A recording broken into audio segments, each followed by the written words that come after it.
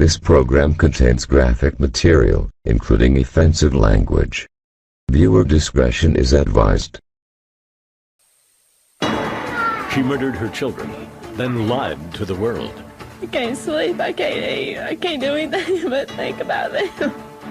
For 9 days, the nation searched in vain. Susan Smith has been arrested and will be charged with 2 counts of murder in connection with the deaths of her children. She slammed the door on him and let him roll. Deliberately, premeditatedly murdered Michael and Alex.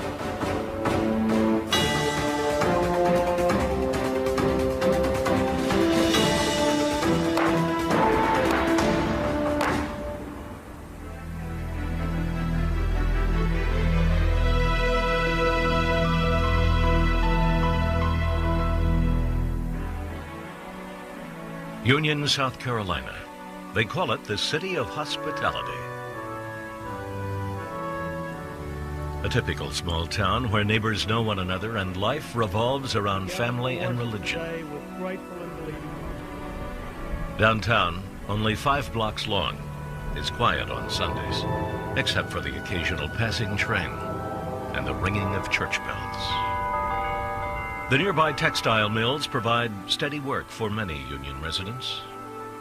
And 60 miles of highway and winding back roads isolate the town from the dangers of the nearest big city, Columbia.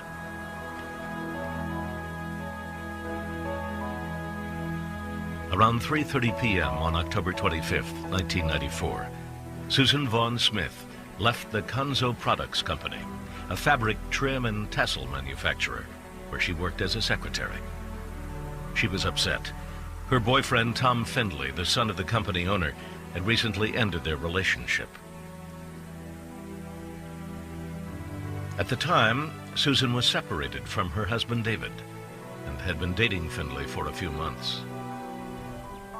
The late afternoon air was beginning to chill as the 23-year-old Smith arrived at the daycare center to pick up her 2 young children, 3-year-old Michael and 14-month-old Alex.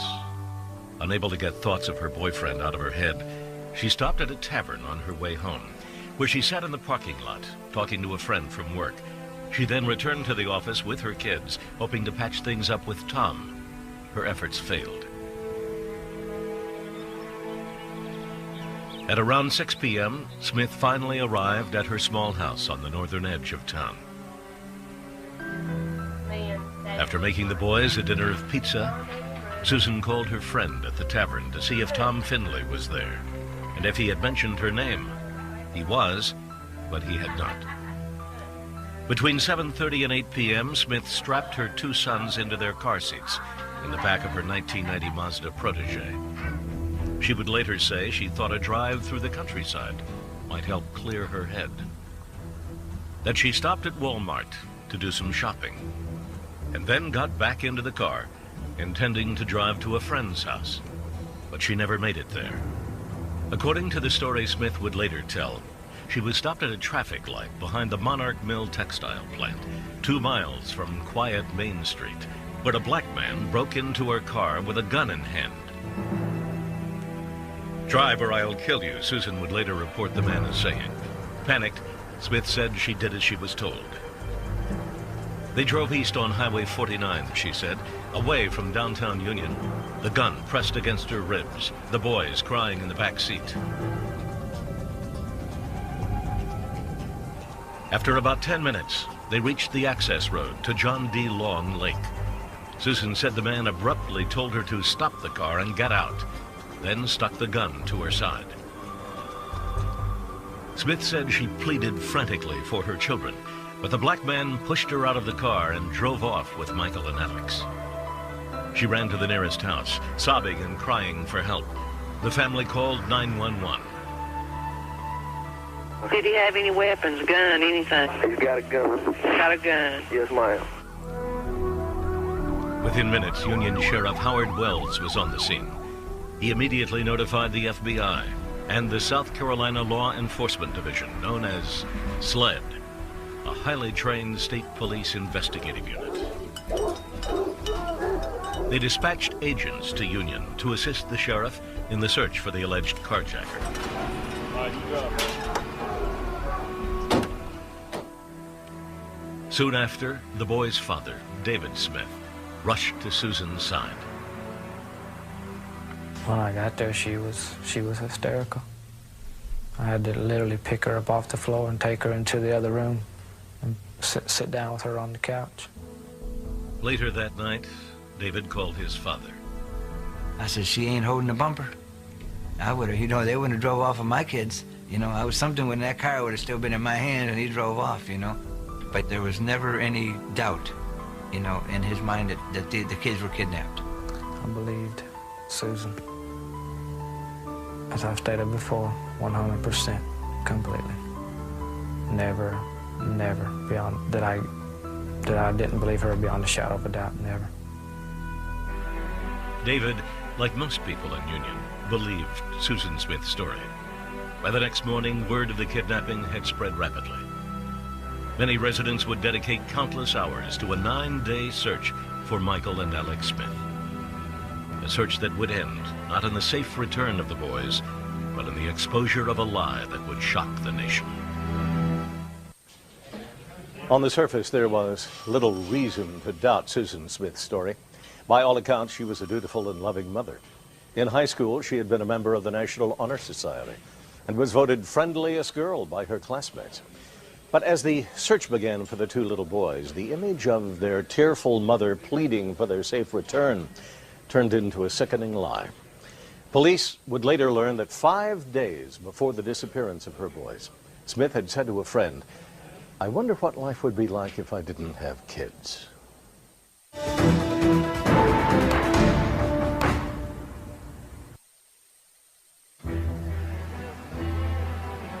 From the moment Susan Smith reported her children missing, a nationwide search began for her car. In South Carolina, officials led by State Police Chief Robert Stewart began a parallel investigation, as is commonplace in cases of child abduction. They questioned both Susan and David Smith, while following up on other leads about the supposed black carjacker. One of the problems complicating the search was that the description Susan Smith had provided for the composite drawing of the carjacker was so generic, it raised suspicion. Of course, it had to be acted on because you have children's lives at stake. But over a period of a couple of days, we had some real concerns with that and with the concerns if it was false that it would cause in the community. And we tried to be very careful how we acted on that in conducting interviews of subjects based on her description. A reporter with WIS-TV in Columbia, South Carolina, Heather Hoops, drove to Union to cover the story. Discussion started right away about that composite and how vague it was and how it described half the people in Columbia and should we use it and what should be done. And eventually we pulled it off the air. But the search for the carjacker and the little boys went on, and the residents did their part. They assisted police by printing thousands of missing posters, distributing photos, tying yellow ribbons around mailboxes and telephone poles, and scouting wooded areas on horseback. Local and national media descended on Union and beamed the story around the world. Before long, Susan appeared with her husband David to make a tearful plea for the return of their children. I can't sleep, I can't eat, I can't do anything but think about them. And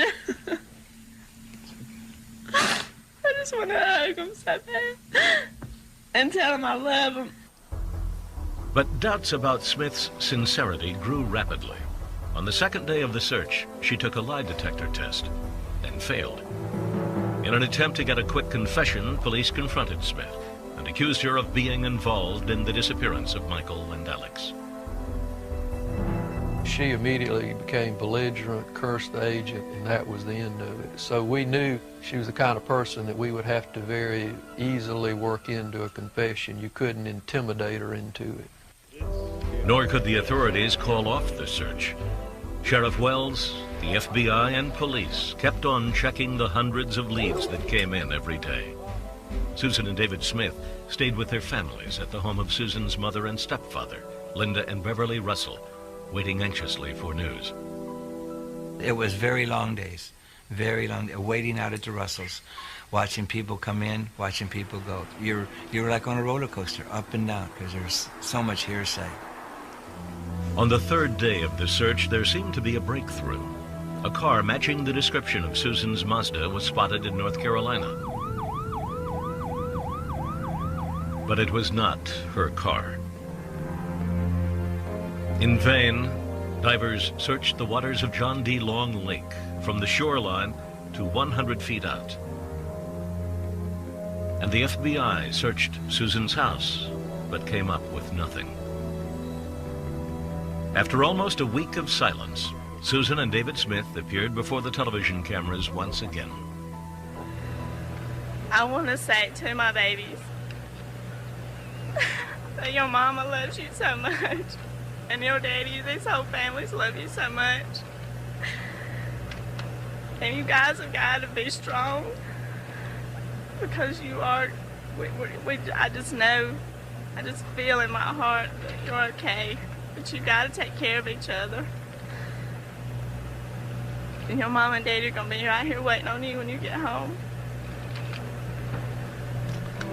As the daily interrogations of Susan proceeded, police discovered inconsistencies in her story.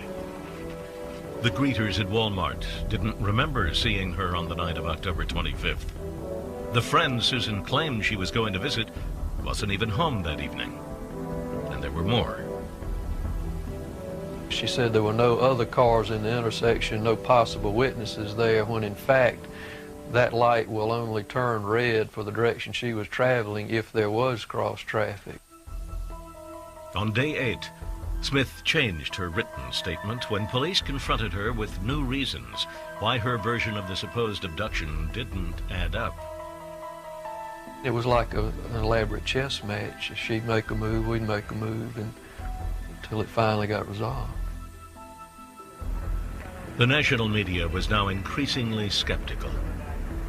I would do live shots for stations around the country, and they were asking the question, well, hey, did they think the mom did it? It was a question that was on a lot of people's minds. Susan said things like, I loved them, I really did. Well, that's past tense. I mean, are they dead? Do you know something we don't?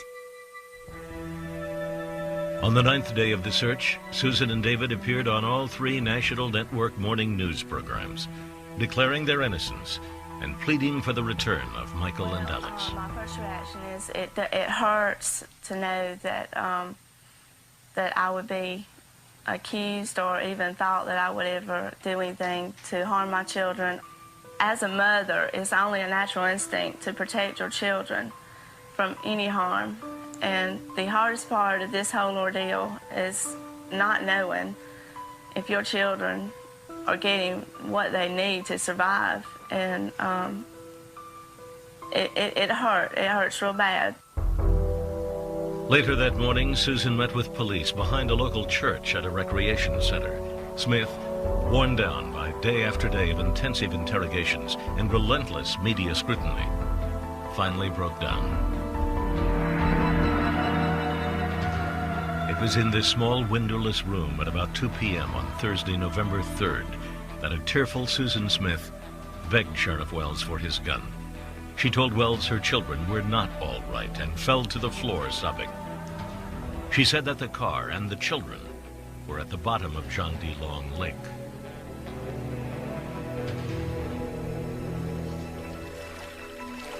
Divers found the car 122 feet from the shore, upside down, under 18 feet of water.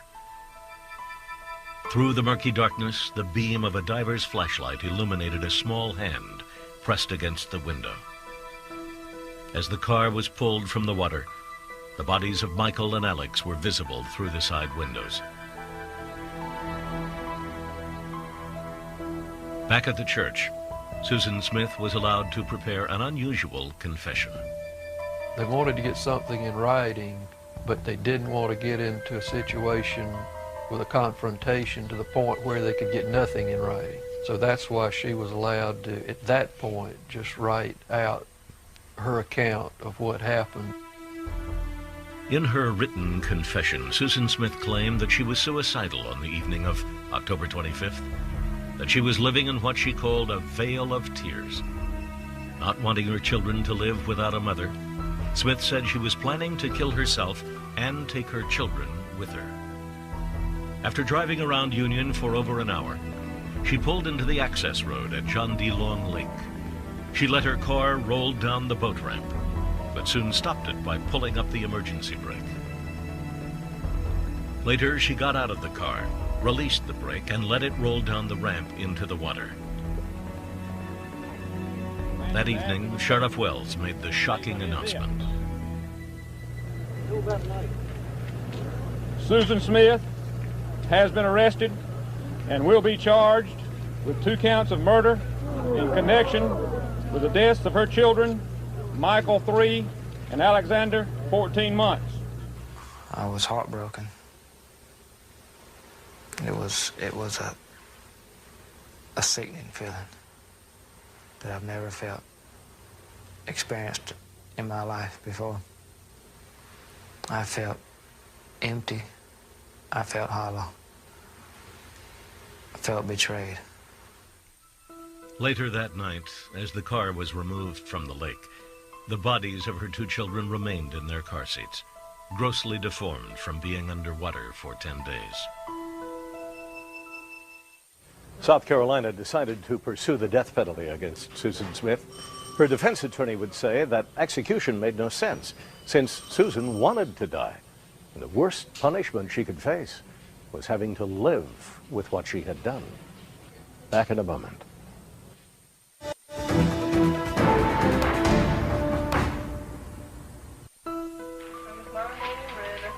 The nation was stunned by the deaths of Michael and Alex Smith. Even more shocking was that the confessed murderer was also their mother. Crime statistics indicate that more than 1,000 children in the U.S. are killed each year by their parents. Susan Smith, having waived her right to a bond hearing, sat in jail as thousands of people streamed into the funeral home for the closed casket visitation of her 2 little boys. On Sunday, November 6, 1994, Michael and Alex were buried, their 2 small bodies placed in the same casket. It was heart-wrenching. I mean, that was a tough one. I mean, I don't think there was a dry eye.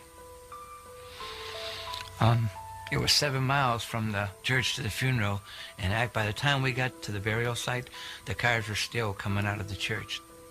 It was the hardest thing I ever had to go through.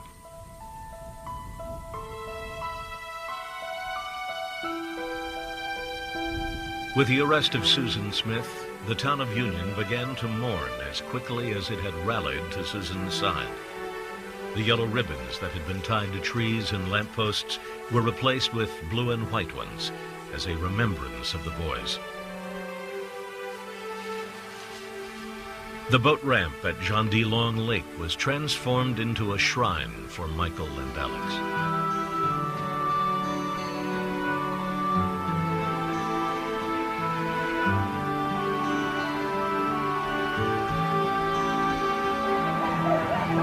Overnight, the love for Susan Smith turned to hatred. You need to cry! They were ready to lynch her. I think the whole country was. They didn't have any answers for what she did. They couldn't understand how she would do something like this to their family member, and they wanted her hide. Many in the town of Union felt betrayed by Susan Smith, especially members of the African American community, since Smith had chosen to falsely blame a black man for the crime. On December 12th, Susan was indicted on 2 charges of murder. On January 16th, the Union County Solicitor, Tommy Pope, who would prosecute the Smith case, announced his decision to seek the death penalty. The state of South Carolina hereby serves you with notice that the state intends to seek the death penalty in the above captioned case, State versus Susan Smith, indicted for murder. alleges that Susan Smith did in Union County on or about October 25th, 1994, feloniously, willfully, and with malice aforethought, kill one Alexander Tyler Smith by means of drowning, and said victim died as a result thereof. State of South Carolina versus Susan Smith, indictment for murder. That indictment is alleged that Susan Smith did in Union County on or about October 25th, 1994, feloniously, willfully, and with malice aforethought, kill one Michael Daniel Smith by means of drowning. Said victim died as a result thereof. Smith was appointed a public defender named Judy Clark. Susan's mother and stepfather mortgaged their house to hire.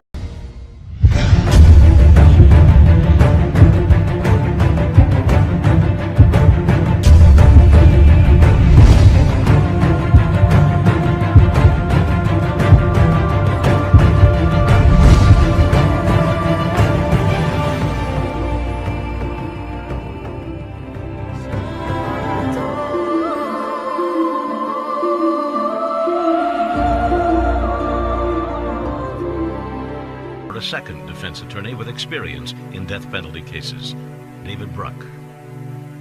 The death penalty is, for her, beside the point. She says over and over again that she wishes she could just die so that she wouldn't have to hurt anymore. Judge William Howard, who would preside over the case, set the ground rules in a number of pretrial hearings. He started by imposing a gag order on everyone involved in the case and ruling that cameras would be banned from the courtroom. At the same time, the Simpson case was being tried and had started several months earlier, so we had the benefit of seeing what was going on out there.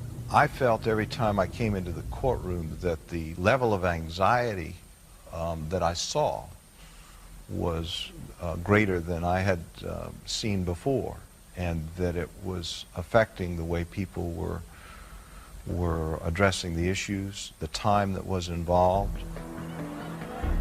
The media coverage had been so intense, many believed it would be impossible to find a fair and impartial jury in Union. Under the law, defense attorney David Bruck could have requested a change of venue, but he decided that a local jury would most likely work to Smith's favor. The prosecution's image of her was of a non-human, a Beelzebub-like character, of just unimaginable coldness and evil. And I thought it would be easier to sell that to a jury of strangers somewhere across the state than to a jury in Union.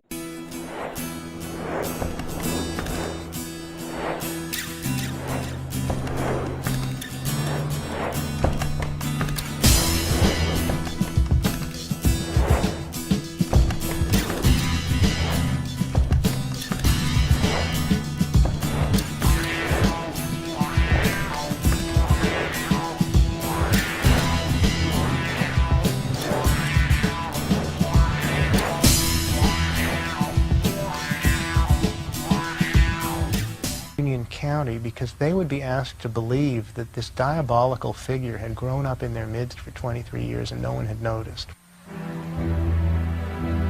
Jury selection began on Monday, July 10th. By Saturday, 9 men and 3 women had been chosen. 4 jurors were black and 8 white. Judge Howard sequestered them in a nearby hotel. He had set the stage for speedy and efficient justice. In comparison to the O.J. Simpson criminal trial, which took 9 months to reach a verdict, the fate of Susan Smith would be known in only 17 days. With the guilty verdict all but inevitable, the real question in the courtroom was whether Susan Smith would face the death penalty. Next, the defense, with a clever move, takes control of the trial.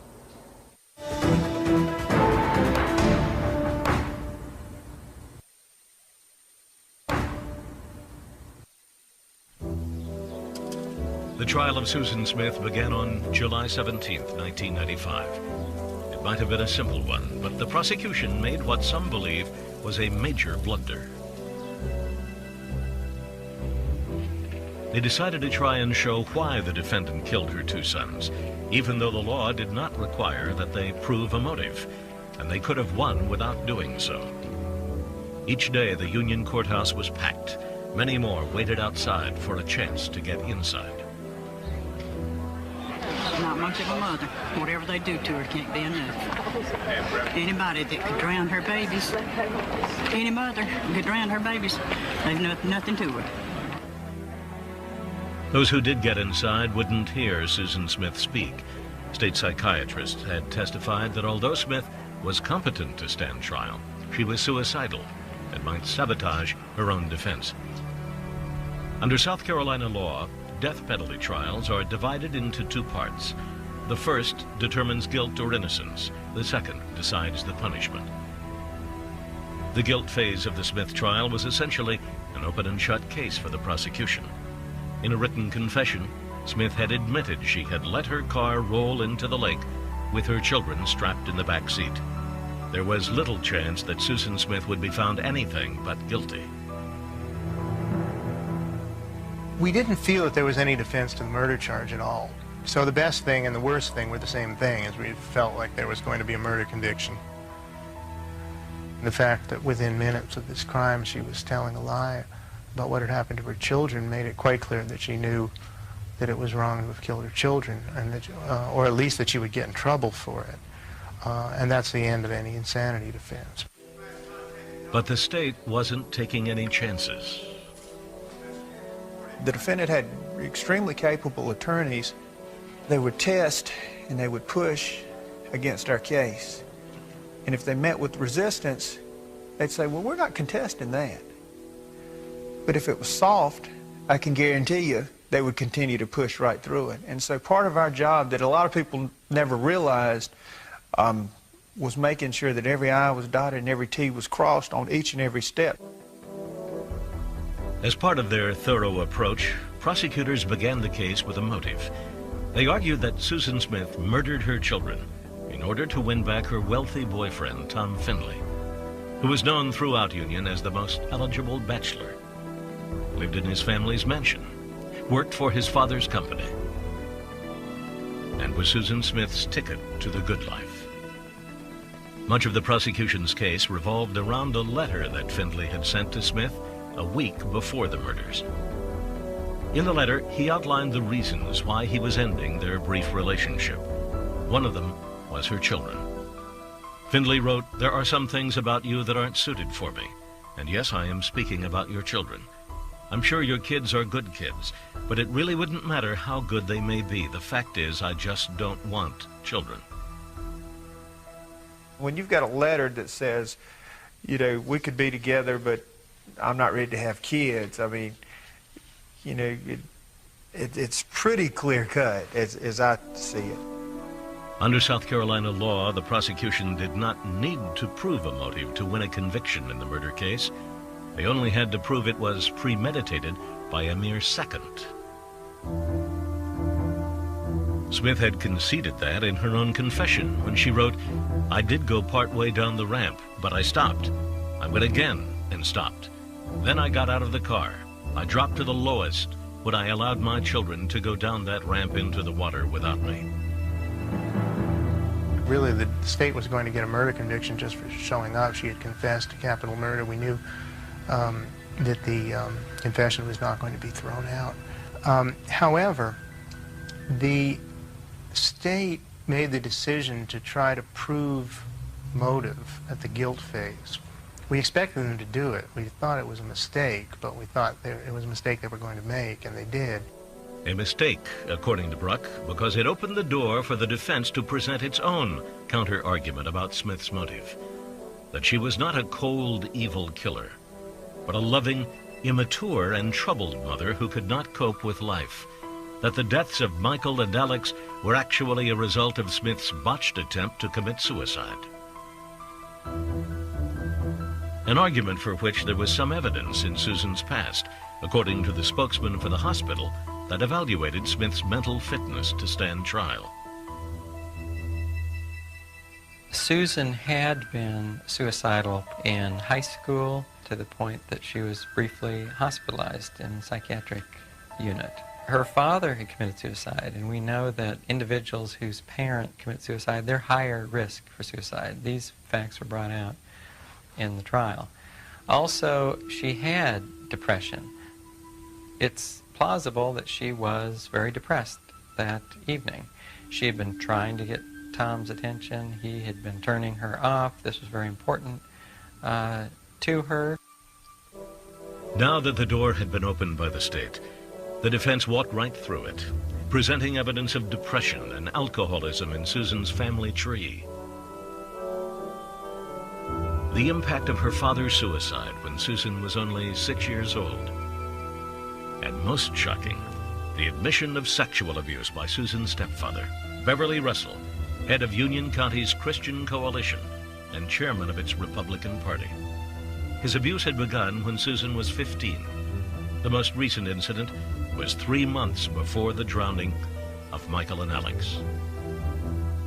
We had the opportunity to show that on the available evidence, suicide was a much more likely motivating factor than a premeditated, cold, deliberate substitution of her children in favor of this remote chance of snaring a rich boyfriend. So it brought out sort of the good with the bad. It toned it down and made it into a much more complex emotional case right from the start, instead of allowing the state to portray it in a very stark, evil way and then have the defense try to reconstruct it in a different setting. The defense took control of the case with the state's first witness and never let go of it from that point on. Because the defense was arguing that Susan's abusive past made her suicidal, but did not make her mentally ill, the prosecution was not allowed to have its own psychiatrists examine her. That's one thing that makes those abuse defenses extremely difficult, at least under the structure of our law in South Carolina. It's the lack of an opportunity for the state. You know, you're basically using the defense of something unusual in the defendant's mind, but then you don't give us a chance to peer into their mind. It's almost like you putting up a witness and getting to get direct examination, but not allowing me to cross-examine them. The defense psychiatrist did say Susan intended to kill herself and, quote, take her children with her, a point which the prosecutors really jumped on, saying, well, she didn't commit suicide, and you can't suicide a child. Now, it's plausible that someone could decide to commit suicide and take their children with them. This has occurred in other instances. However, her method here of committing, quote, suicide is very unusual. There are so many opportunities to get out. Now, her kids are strapped into the car seats. I mean, whatever's going to happen is going to certainly happen for them unless she rescues them. The defense psychiatrist conceded something else about Susan Smith that for some members of the jury proved her guilt beyond any doubt. His testimony led me to believe, yes, she is guilty. He said that she understood right from wrong. The way she made decisions was not rational, but she understood that it was wrong what she did. So she should be held accountable for what she did. After a week of testimony, it took the jury only 2.5 hours to come back with a verdict. Guilty of 2 counts of murder. A verdict that didn't surprise anyone. But the defense had won a victory as well. It had presented evidence about Smith that might sway the jury against the punishment the prosecution was so eager to achieve: the death penalty. To that end, the state would produce an unusual videotape that showed just how Susan Smith had drowned her 2 sons. The prosecutors wanted to prove to the jury that Smith had almost 6 minutes in which she still could have saved them. Back in a moment. You tell us at aetv.com.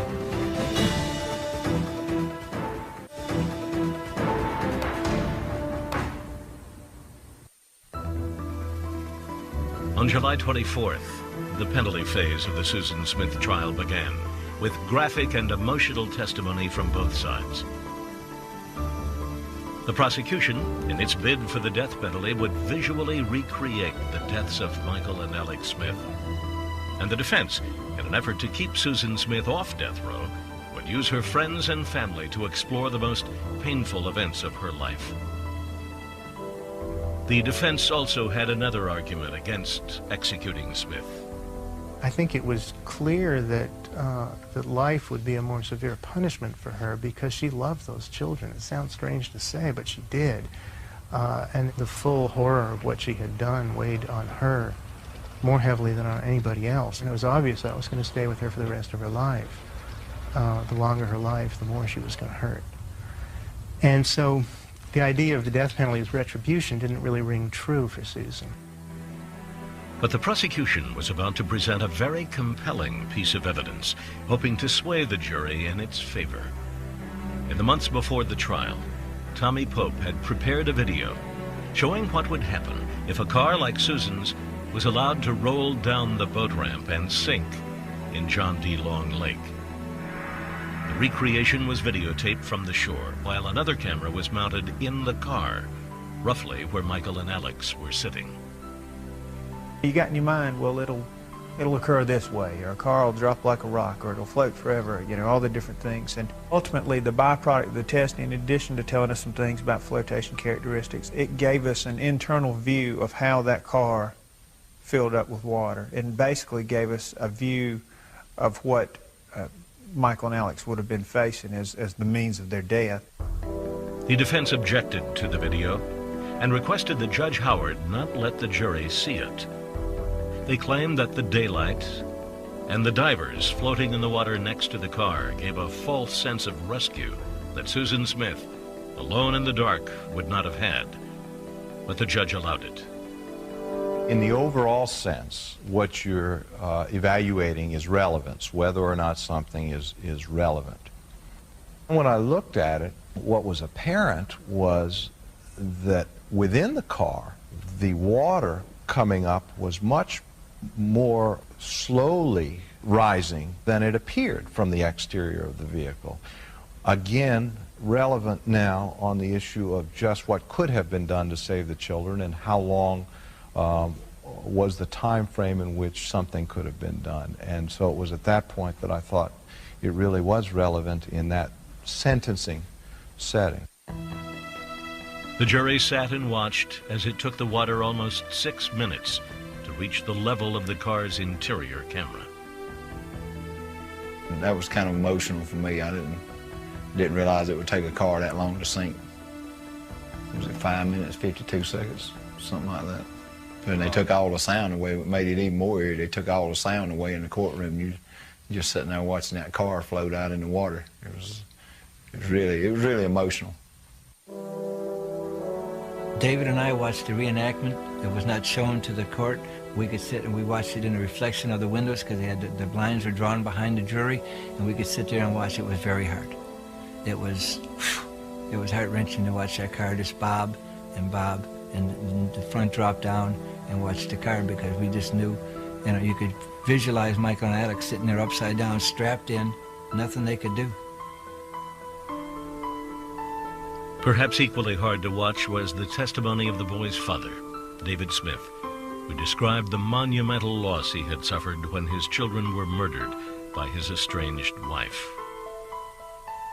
Basically what we did was bring Michael and Alex back to life through David's testimony, with him telling about taking to the park and all the things that he'd done, and then having him relive their death. That's the first time in my career I'd ever broken down after testimony, and I talked to him and basically apologized to him for doing what we just had to do. David's testimony had the courtroom in tears. Even Susan Smith, who throughout the trial had avoided all contact with her husband, whispered her apologies as she left. She walked by and said, "I'm sorry." David just said it just infuriated him inside. You know, he was emotionally drained at that moment. It just infuriated him. She isn't sorry. I don't think she's sorry to this day. The defense, hoping to counter the prosecution's emotional testimony, called friends, family, and social workers to testify on Susan's behalf. Her stepfather, Beverly Russell, took the stand, assuming responsibility for his sexual abuse of Smith and taking part of the blame for her actions. The victim impact, so-called, ended up being much more in Susan's favor, because while David testified about his love for the children, so did everybody on Susan's side who were testifying for her. And it became clear that a death sentence was only going to increase the misery of the people who loved Michael and Alex Smith. The jury agreed. On July 28th, after only 2.5 hours of deliberation, they unanimously voted to sentence Susan Smith to life in prison. It was either death or life or innocent. So, you know, she obviously was not innocent. And I'd already made my mind up that based on the whole case, the death penalty wasn't warranted. So that was the only choice left. I couldn't think it was all her fault. I mean, you know, it was, when it come right down to it, she was the one that she the one that committed murder, but several things leading up to that she could have been helped before all this came about. The people that were closest to her probably could have helped her before then if they had chosen to, but they didn't. And so she was left to keep going in the wrong direction with no help. Susan Smith was remanded to the Women's Correctional Center in Columbia, South Carolina. Under state law, she is eligible for parole after serving 30 years. For the defense team, it was a victory that spared Susan Smith's life. For the father of the victims, nothing short of death would have been justice. Well, first of all, me and my family, of course, are disappointed that the death penalty wasn't the verdict, but the jury, again, we respect that they took the testimony among themselves and they came back with the verdict of life, and so they returned the verdict they thought was justice. Of course, like I said, we are disappointed, but it wasn't our choice on what penalty she was to receive. American justice had rendered its verdict, but it's not the business of the law to answer the far tougher question of why a mother would murder her own children. I can't say that any theory of why this horrible thing happened makes sense, because murdering your own children like that in love does not make sense. And we were really left just looking at what explanation was, made more sense than any other, or was less crazy than any other. Her confession said that she was trying to kill herself and to take the children with her in her disordered thinking, so they'd be in heaven and they'd be happy and they'd leave this veil of tears. And that's the way people who are acutely depressed sometimes think in a suicidal moment. She made a conscious decision to stop, to get out, and to still make the car go on in the lake with 2 kids in the back. You know what I mean? It wasn't these random, I have to somehow save myself. You can armchair quarterback it to death now, but I really think that, again, I give the defense credit, but I don't buy it. She deliberately, premeditatedly murdered Michael and Alex, slammed the door on them and let them roll. And I feel today that, even to this day, that justice was not done. The jury, they knew they were going to have to, in that time, and have to run into Linda Russell, run into somebody in that family, have them put her on death row. They were a county of cowards. There was no justice done in Union County for Michael and Alex. 2 years after Susan Smith drowned her sons at John D. Long Lake, there was another tragedy at the exact same spot. In September 1996, a group of 10 people, including 6 children, drove to the shore of the lake in a van. They were there to see the memorials to the 2 Smith boys. They stopped. Some got out. Suddenly, the van, which had transmission problems, rolled down the very same slope into the lake. 7 people, including 4 of the children, were drowned. The bodies were recovered by the same divers who found Michael and Alex Smith. The deaths were ruled accidental. I'm Bill Curtis. Join me next time for another episode of American Justice.